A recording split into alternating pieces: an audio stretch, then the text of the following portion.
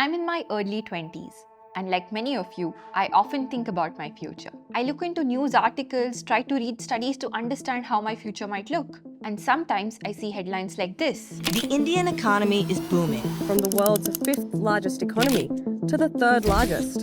And other times I see headlines like this. It's a very stagnant economy, extraordinarily corrupt and increasingly chaotic. Students across India have been protesting for days. Something is already broken. There's a widespread lack of sanitation. Curb corruption. This is something that India suffers. All of this back and forth has left me confused. And today I really want to cut through this noise and understand what does the future hold for India. That's what we're going to do in this video. So don't forget to subscribe to our channel. Let's take it from the top. The big question is, why are some people bullish on India's future? The answer is you. Yes, and the 1.4 billion people who call India home. This is India's demographic dividend, and it's one of the biggest reasons people are optimistic about India becoming a superpower. Let me explain how. India isn't just one of the most populous countries in the world. It is also one of the youngest countries. About 68% of our population falls between the age of 15 and 64. This is the prime working age group, and a massive 26% of our people are between 10 and 24 years of age. This means we are sitting on a gold mine of young talent. But why does that matter? Well, at the most basic level, there are two ways to grow an economy. You either add more workers or increase the productivity per existing worker.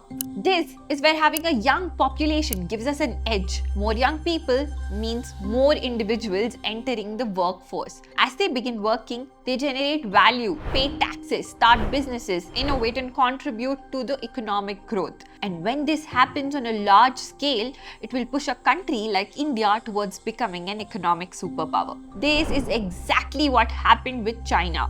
In the early 2000s, China was still an underdeveloped country by many standards. Its GDP per capita in 2000 was just around $959, much lower than the global average of $5,521.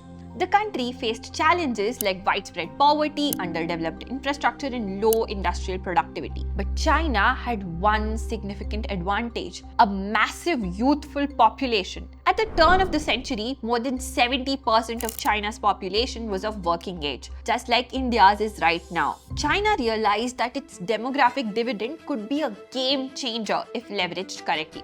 At that point, a major part of China's population was agrarian, which means they worked in the agricultural sector. But those were not the skills that would turn China's fortunes around. They needed more skilled factory workers, technicians, engineers, and scientists. So the government completely overhauled its education system. Education was subsidized to improve access. The curriculum focused more on building skills and not just grading the students.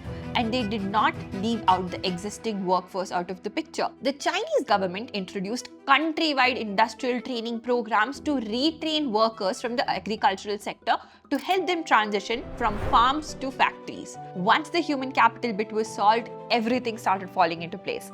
The government eased the tax regime, increasing the ease of doing business in the country. This also made China an attractive destination for foreign investments. And lo and behold, factories started sprouting across the country, creating millions of jobs. The government heavily invested on infrastructure, including roads, railways, ports, and power plants to support this industrial boom. All these reforms paid off, making China the second largest economy in the world, with a GDP of over $18 trillion.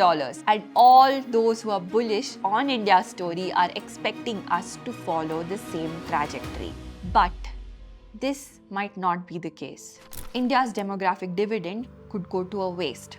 Our growth story might not play out. If you recall, China's growth story was not just hinged on having a large workforce, but a skilled workforce that was able to contribute to its economy when the opportunity presented itself in the form of jobs. Although India has a huge working age population, the other two ingredients of success, skilled workforce and jobs, are missing. And it's not just me saying this.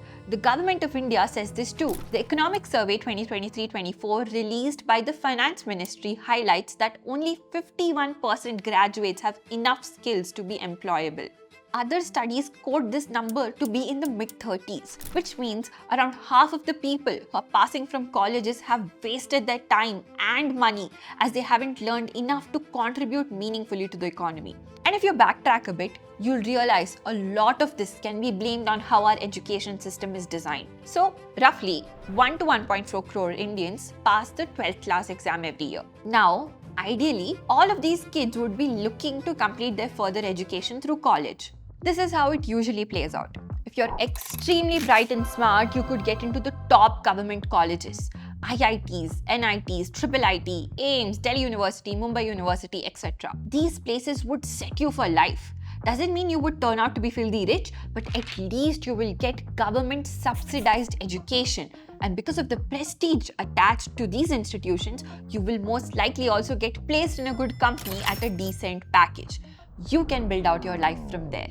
But only 1 to 2% of the kids who pass out 12th grade ever get to be in these institutions. Rest have to make do with Tier 2, Tier 3 colleges, private institutions with high fees and no real prospects. Majority of these colleges are just businesses. They don't really care for providing the skills to the students. And it's not the fault of the 99% of the people who didn't get into the top colleges. It's not like they aren't good enough. It's just that there aren't enough quality institutions built in this country to accommodate all the pass-outs. Here's the alternative. Maybe you don't go to a top-tier college, but you still persistently upskill yourself and then look to enter the job market. What happens next? There aren't enough jobs for you. Countless reports have shown that India is going through a crisis where there aren't enough jobs for existing population. Ever wondered why food delivery and quick commerce failed in majority of the world's developed countries but work really well in India? That is because there's an excess of labor which these food delivery and quick commerce companies can use. Many of these folks have graduate degrees but no other prospects, so they make do with gig work.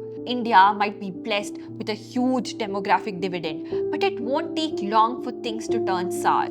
Although we have a huge population of working age people at the moment, if we don't provide them with the right skills and the jobs, this demographic dividend will turn into a demographic burden. If a major part of the workforce is not able to create wealth for itself, the state or the government would have to provide them with the basic necessities. This means the tax burden on the folks who are relatively better off will go up. Plus, India's demographic dividend is not permanent. If we don't overhaul and fix the system in the next few years, it will potentially slip through our fingers. The United Nations project that India's working age population will peak by 2040. After that, the percentage of elderly citizens will rise, and with that, the dependency ratio will go up. The dependency ratio shows the number of dependents to working age individuals. This means there will be a huge elderly population that will be dependent on the young people of the country. We only have a limited window of opportunity,